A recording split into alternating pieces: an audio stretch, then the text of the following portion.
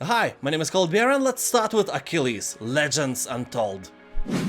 He will take control of a man with a really weak heel, but with very strong everything else, including his balls. The journey will take you to many different corners of mythological lands, where you will obtain powerful artifacts that will aid you in your quest. Developers wanted to implement Souls-like combat in this action RPG hack and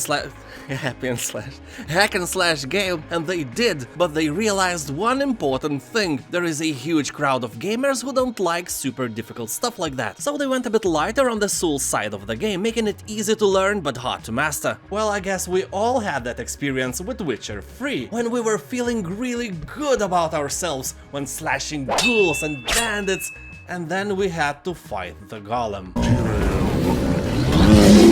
You can play Achilles alone or in online co-op with other people. The game features a violent combat system. There is gushing blood, puddles of intestines, severed heads, and decapitated limbs. So don't play this game if you are a pussy.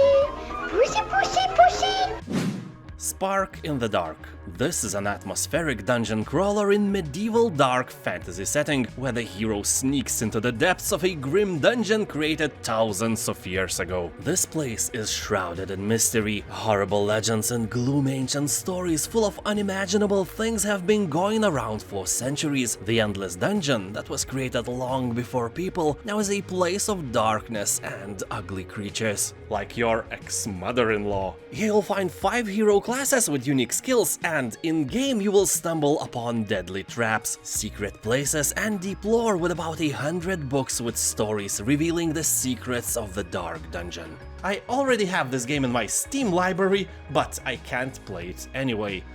It's unreleased, duh, but there is a thing you can do. Try a demo version of the game. It's free and you can find it on Steam.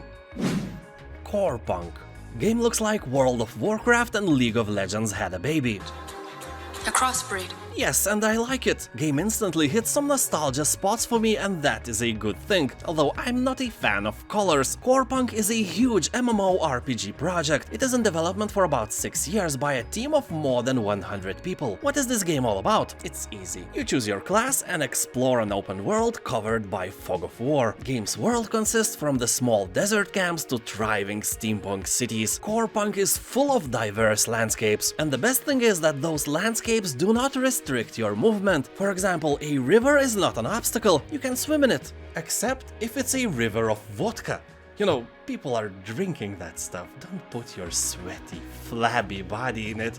Don't contaminate it. Although, I don't think you will find a river of vodka in there. And that's a shame. Also, another cool thing is public transport, much like trains in World of Warcraft. In general, the game looks very cool. I can't say anything bad by just looking at it, and you can sign up for beta in corepunk.com for a chance to be one of the first ones to try the game. When released, Corepunk will not be free to play, and thus will not implement any buyable boosters of any kind. You know, like storage space in Path of Exile. Nothing like that here. Of course, you can buy cosmetics, because without them they will go bankrupt and you will look less amazing.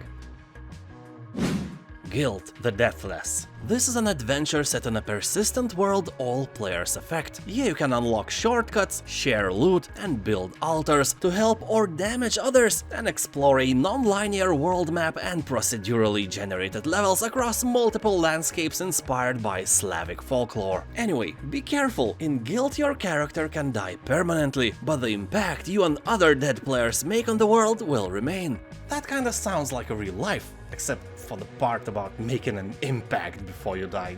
Let's be fair, that won't happen. You can also download the demo version right now and try the game for free. Make some impact before you die. You know, at least in game. Lost Ark.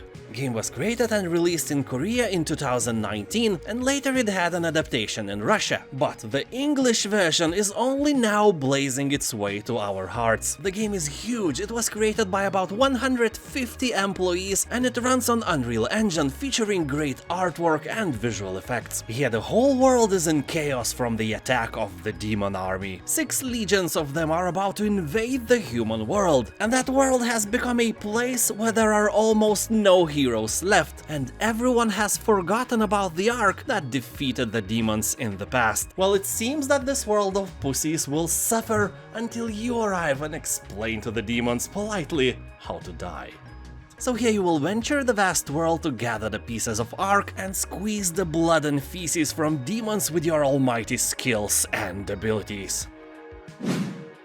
Carbon. This is a dark and gritty sci-fi cyberpunk action RPG game set on a timeline of the very end of the 21st century. Here you can hack and slash your enemies like butter, shoot them with various rifles, or use modern technology to overpower your puny adversaries. For example, you can swarm drones and be like some cybermancer who controls an army of robotic minions. You can imagine that the first skill level is drones, later you will probably get some combat droids, and lastly, take controls of enemies by hacking their brains and surround yourself with cyber slaves, not only for combat purposes. The game is really detailed, and every item you find has a unique model that you can easily see when you gear up your hero. The detail level is really nice and shows that devs are taking their job seriously, although I can't tell that I am a fan of those confined spaces where the combat is happening. It kinda screams about restrictions and, you know, lack of money, and they don't even have a Steam page yet. Sands of Aura. A powerful spell has covered the world in a sea of sand. From the depths of the dying world to the tallest spires of crumbled civilizations, those who have endured now live in the waning memories of once lush, bountiful realm. I think any of you who live in the sandy parts of the world, or just like to visit the beach from time to time, know how terrible the sand is, and how it can get to every crack of your body. Yes, especially in that crack. So I can only imagine that the enemies in this game must be at least twice as fierce as in non-sandy games, because geez, sand everywhere can get you mad really quick. Although the game is played from top-down perspective and looks like a hack-and-slash RPG, which it is, the combat itself is more like in a Dark Souls, meaning that you will die a lot, and that, at least for me, takes a lot of fun away. I have played the early access build of the game, and I must admit that I failed to kill the first boss. I tried for about half an hour, but there was no way for me to even get close to victory. I literally had the same chances of killing that boss as to persuade Jennifer Lawrence to go with me on a date.